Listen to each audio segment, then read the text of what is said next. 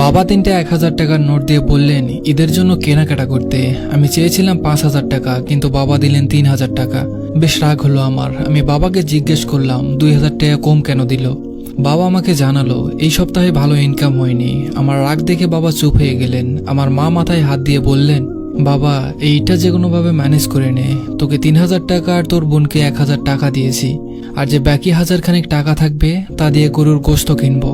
আমি টাকাগুলো নিয়ে বাসা থেকে বের হয়ে গেলাম। ভেবেছিলাম ভালো এক জোড়া জুতো, পাঞ্জাবি আর একটা প্যান্ট কিনবো, কিন্তু জুতো কিনলে তো আর পাঞ্জাবি কেনা যাবে না। মেজাজ খারাপ হওয়ার চেয়ে মনটা ভীষণ খারাপ হয়ে গেল। কোনো ঈদেই ভালো মতো কেনাকাটা করতে পারি না, পছন্দ মতো কিছু কিনতে পারি না। প্রত্যেকটা ঈদ এমন কাটে আমার, অথচ আমার বন্ধুরা কত কিছুই না কেনাকাটা করে, ওদের ঈদটা কত সুন্দরভাবে পালন করে। আমার কাছে ছিল 1000 আর বাবা দিলেন 3000। 4000 টাকা নিয়ে মার্কেটের দিকে রওনা দিলাম। গত বছর ঈদে বাবাকে সাথে নিয়ে মার্কেট করতে গিয়েছিলাম। জামা প্যান্ট কেনা হয়েছিল, কিন্তু জুতো আর কিনতে পারলাম না। ছোট বোনের একটা ড্রেস কিনেই বাবা আমাকে নিয়ে মার্কেট থেকে বের হয়ে গেলেন।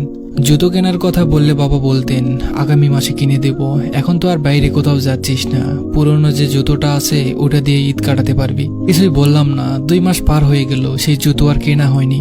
মনের মাঝে বড্ড আফসোস করতে লাগলাম।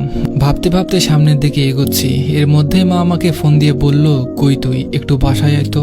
বললাম কেন? বলল আসতে বলছি আয়, তোর বাবা তোকে আসতে বলেছে। আচ্ছা ঠিক আছে বলে ফোনটা কেটে দিলাম। কিছুক্ষণ পর বাসায় গিয়ে পৌঁছাতেই মা আমার হাতে 2000 টাকা গুজে দিল। গুজে দিয়ে বলল, তোর ছোট চাচির কাছ থেকে ধার আনলাম, তোর বাবা পরে দিয়ে দিবে।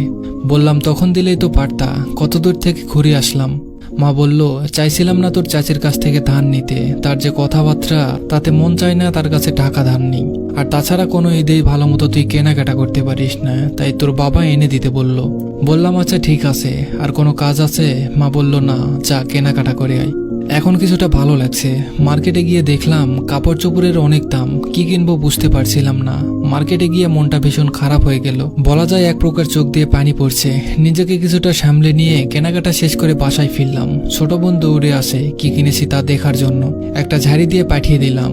রাত প্রায় 12টা বেজে গেছে, বাবা এখনো বাসায় ফিরেনি। আমরা 2 ভাই বোন খেয়ে নিলাম, কিন্তু আমার মা আমার বাবার জন্য বসে আছেন। বাবা বাসায় ফিরলে তারপরে খাবেন। রাত 1টার দিকে বাবা বাসায় ফিরলেন। মা গামছা নিয়ে পুকুর পাড়ে গেল, বাবা হাত পা ধুয়ে আসবে। তারা খাওয়া দাওয়ার পর বাবা আমাকে ডাক দিলেন। আমি বাবার কাছে গিয়ে দাঁড়ালাম। বাবা বললেন, ইদানিং ইনকাম খুব কম হয়, অটোতে লোক পাওয়া যায় না বললেই চলে, আর শহরের মানুষ প্রায় সব গ্রামে চলে গেছে, তাই ভাড়া ওঠে না। আর এই সময় তোদের কিছু কিনে দিতেও পারি না, তা বল কি কি কিনলি? বললাম মায়া তো ঘুমাচ্ছে, ঘুম থেকে উঠুক, কাল দেখাবো। বাবা বলল আচ্ছা ঠিক আছে। পরের দিন সকালে আমরা 4 জনে একসাথে খেতে বসেছি। খাওয়া শেষ করে বাবা বের হয়ে পড়বেন। সেই সময় বাবাকে বিছানার উপর বসতে বলে কাপড় চোপড় নিয়ে আসলাম। একটা প্যাকেট মায়ের হাতে দিয়ে বললাম, মা একটা শাড়ি এনেছি, আগে তো কখনো কেনাকাটা করিনি, কেমন হবে জানি না। আর বাবার জন্য একটা পাঞ্জাবি এনেছি। আর মায়া এই নে তোর জন্য এটা। মায়ার মুখে হাসি ফুটে উঠল। বাবার চোখ মুছে জিজ্ঞেস করলো আমি কিছু কিনেছি কিনা। বললাম, বাবা আমিও একটা পাঞ্জাবি কিনেছি, 2 বাপ বেটার একই পাঞ্জাবি। ঈদের দিন গায়ে দিয়ে 2 জন একসাথে নামাজ পড়তে যাব। আমি স্পষ্ট দেখতে পেলাম মায়ের চোখে পানি। মা বলল, দেখেছো আমাদের ছেলে বড় হয়ে গেছে। মাকে বললাম, মা আমি স্বার্থপরের মতো আচরণ করেছি, স্বার্থপরের মতো নিজের জন্য কেনাকাটা করতে গিয়েছিলাম, কিন্তু হঠাৎ করেই মনে হলো তোমাদের তো 2 বছর কিছুই কিনতে দেখিনি, কত কষ্ট করে আমাদেরকে কেনাকাটার জন্য টাকা দাও, কতটা ভালোবাসো আমাদের। আমি কি করে একা ভালো মতো ঈদ কাটাই? মা এই নাও 2000 টাকা, চাচিকে টাকাটা ফেরত দিয়ে দিও। বাবা যে 3000 টাকা দিয়েছেন আর আমার কাছে 1000 টাকা ছিল, তা দিয়েই যা পেরেছি কিনে এনেছি।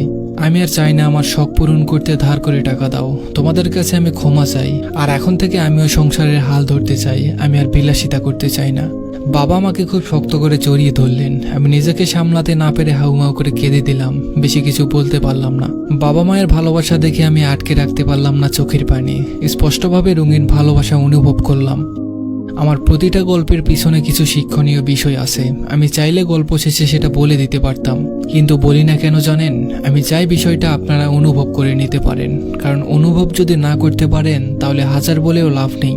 তো সবাই ভালো থাকবেন, সুস্থ থাকবেন। ধন্যবাদ সবাইকে।